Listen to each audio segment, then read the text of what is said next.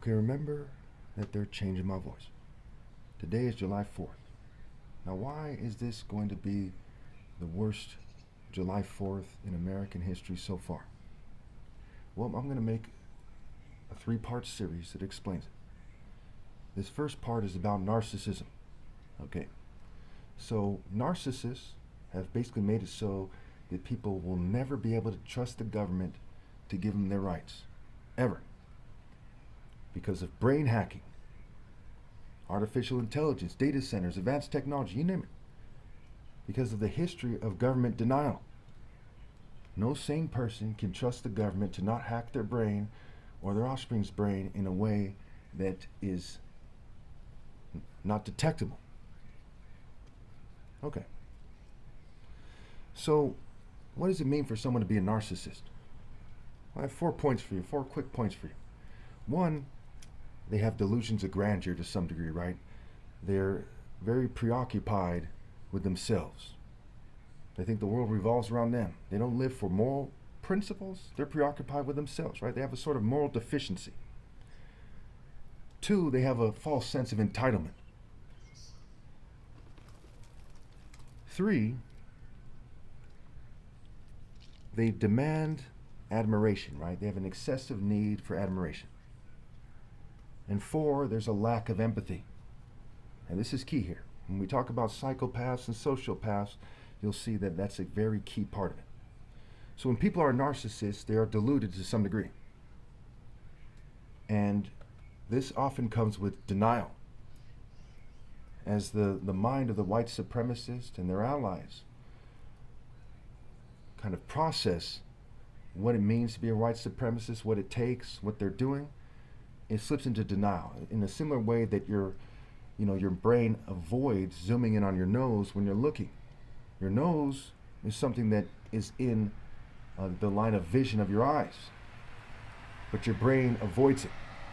So when the brain decides to be a brain that promotes white supremacy as a result of conditioning, some degree of nature, right? As a result of nature and nurture, it starts to slip into a state of denial. So denial is a side effect of white supremacy.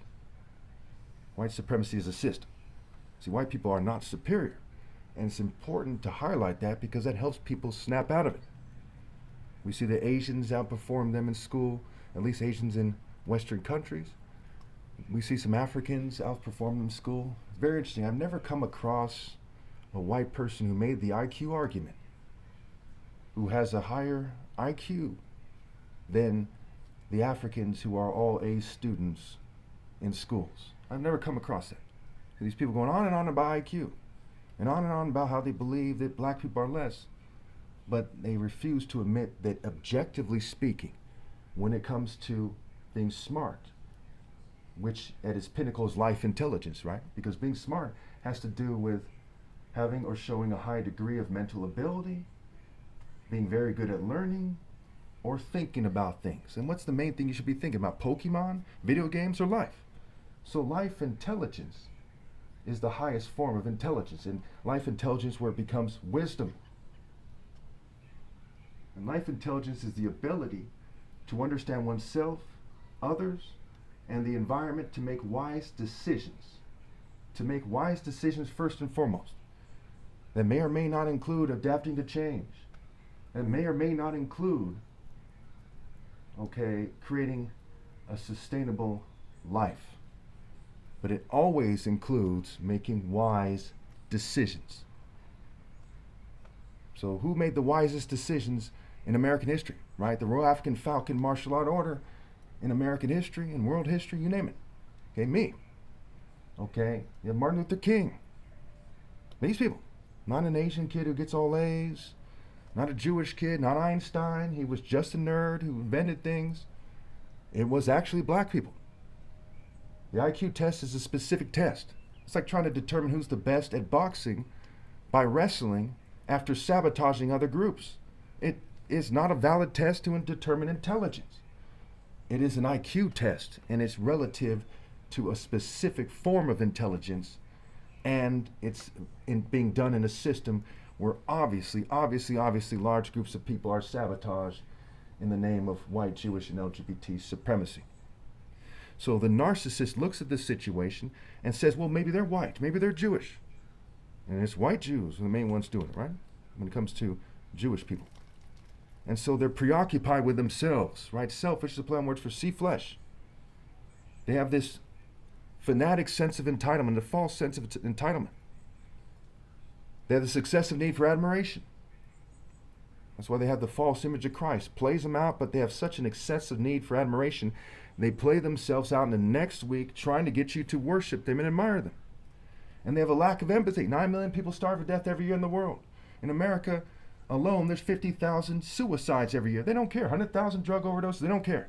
They just politic. They just do a little something and say, hey, we did a little something. That is a fanatic lack of empathy that they're showing. So again, the narcissist is preoccupied with themselves. They have a false sense of entitlement. They have an excessive need for admiration. And they have a lack of empathy. And that is what has forged the system of white supremacy. Whether it's the Nazis, whether it's MAGA, whether it's the Klan or neo-Nazis, whether it's rich people in English social clubs, whether it's Freemasons, whether it is, white Jews in Israel, with this sort of white culture. Are they all rabbis or something? No. They're in white Western culture. They called the clash between Hamas and Israel a clash between basically Western civilization and barbarism. They didn't say it's a clash between Judaism and barbarism. They made the typical white supremacist argument of a clash between Western civilization, white Western civilization, and basically the local indigenous quote-unquote savages. Pretty straightforward, right? It's clear cut that they're wrong. They disgrace themselves and their families. They mess up their brains. Their minds are in the gutter. They cause themselves to be defective as an epigenetic effect. As they mess up their brains, they breed people who are thrown off. They start acting funny. They start congregating and doing funny dances, frat dances, funny, racist, far-right Jewish dances, and so on and so forth. They start acting strange because that denial often produces a sort of nervous energy, a sort of weirdo energy. And that weirdo energy often manifests as gang rapes, as organized rape culture, what have you. That's why a nerd is described as foolish and contemptible, worthless and boringly studious. So how can an all-A student be foolish and worthless? Because they're not truly smart, which has to do with life intelligence.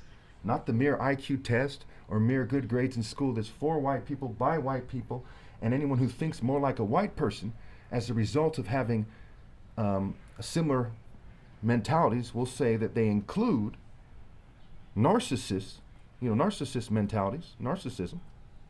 Okay, they tend to do better in school. The more you're preoccupied with stupid stuff and you think like an idiot, the more likely you are to do good in school, basically.